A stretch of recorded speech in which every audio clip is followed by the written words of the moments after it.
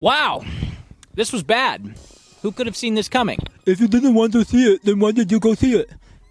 What else am I going to do on a Thursday night at the supple, ripe, huge, bald age of 26? I'm going to go see Black Adam. Think I'm going to go hang out with people? Talk to women? No, I have Dwayne "The Rock" Johnson to make fun of. Anyway, Black Adam's terrible. It's absolutely atrocious. It might be the worst DC movie just behind, or just ahead, depending on how you're looking at it, of the 2016 Suicide Squad, which I still think is the worst DC movie, and probably will stay that way. That movie's an atrocity to mankind, and Black Adam's pretty close. Black Adam is an absolutely horrendous watch that gave me a headache. In fact, it felt a lot like another DC movie, Man of Steel, in a lot of ways. A loud cluster nightmare of CG and explosions and loud things happening until it ended. It's just a noise factory with barely any story and barely any characters and barely anything to care about. At least in Man of Steel, you had the relationship between, Henry Cavill and people. In this, I'm not even sure who the main character is. That thing that movies should have? Main characters? I'm not even sure who that is in this. It could be the mom who opens the movie as a rebel with a cause. Or it could be her son who rallies the troops at the end of the movie. Or it could be Black Adam, who is stoic and throws people through buildings. I don't know. So yeah, the characters are abysmal. There is not a main character, and even if there was, they probably wouldn't be interesting, likable, charismatic, or really anything that makes a main character, because none of the characters in this are that. Even Dwayne "The Rock" Johnson, who is cast in movies to be the big, buff, charismatic guy who has decent comedic timing, is not cast as that in this. He's cast as the Terminator, in fact. He's cast as Arnold Schwarzenegger, who can't act, and yet The Rock, who can, is trying to be Arnold Schwarzenegger, or at least that's what the vibe is. In fact, there's even Terminator 2 moments in this between him and the son of this woman, who I don't remember the name of because she is just a plot device. She is woman who has a son, who is also used as a plot device. But he even tries to get, say, Black Adam, you need to have a catchphrase. Just like in Terminator 2, he's trying to teach him how to have emotions, essentially, without blatantly ripping off Terminator 2. You don't say affirmative or some shit like that. You say, no problemo. Now, the biggest problem is the characters and how abysmal they are.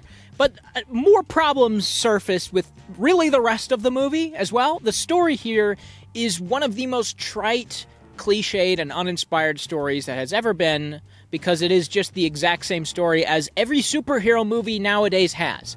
Bad man wants a bad MacGuffin thing, superhero needs to stop him from getting something, then happenstance happens and the bad man gets the bad thing for the third act low point, and then the superhero stops him at the end. It's just terrible. I mean, that really is it, though. There really is no more story than that. There's the bad people in the movie who are these guys who ride around on flying motorcycles, which is now a thing, I guess. Okay. They ride around on flying bikes, and they want a crown, which is made out of a new material that's not adamantium, that's not unobtainium, it's eternium! Log that into the periodic table of terrible movie ores. They want this crown made of eternium because the crown of eternium has a demon in it, or 6 or something, and it will make a bad guy more bad. Truth be told, we helped the wrong person steal the wrong thing. Shazam got it right. This is kind of a follow-up to Shazam, but Shazam is like a schlocky movie about a kid growing into himself. It's like a coming-of-age story with superheroes that's goofy and silly and schlocky, and that's what this should have been, because it's about wizards that give The Rock powers to have big muscles and demons that infest a crown made of eternium. The craziest part of all is that this is the least DC movie that I think DC has made. It feels like a Marvel movie, with the patented, embarrassing, not funny Marvel quips throughout the entire thing.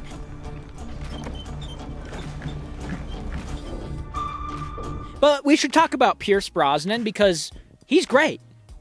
I really like this man. He is very good. He's not amazing in this, but he's not bad. He's actually my favorite part of this, and his character is interesting. He's the only character I liked. He's the only character that has a character. He is haunted by the future. He sees the future. He sees, kind of Doctor Strangey, he sees all these offshoots of what could happen potentially and how he can change it. And at one point, he has this great moment where he's like, for the first time in a long time, I look to the future and I don't see anything. And that's really beautiful. And I was like, wow, that's an interesting concept that I actually like. And Pierce Brosnan delivers it in a way that was like an actor delivering a good line of dialogue.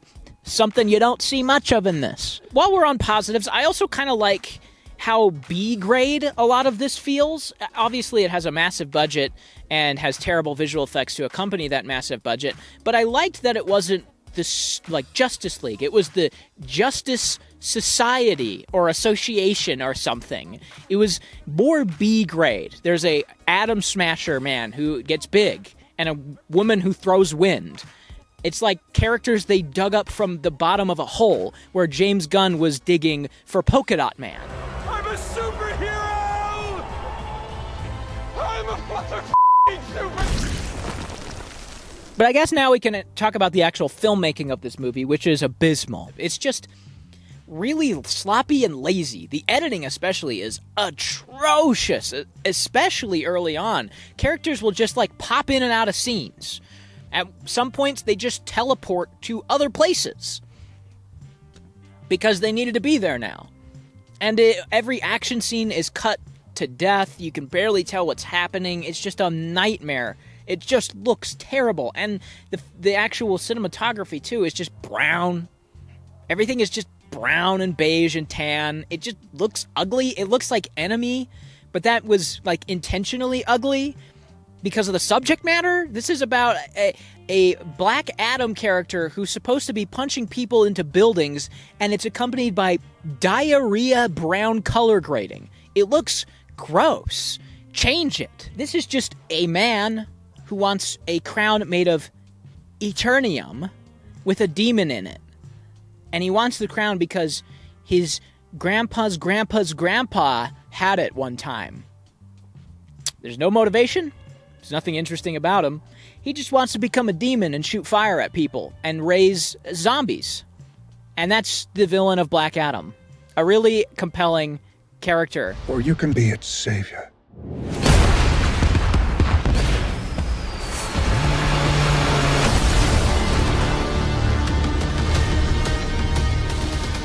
So yeah, this is an absolute atrocity. I would not recommend seeing this. It's one of the worst superhero movies I have had the displeasure of sitting through in a theater. It gave me a raging headache, and Dwayne "The Rock" Johnson, who's typically charismatic in these types of roles, is simply not. So, what's good about this? Oh, nothing. Don't see it. I give it a 2. See ya.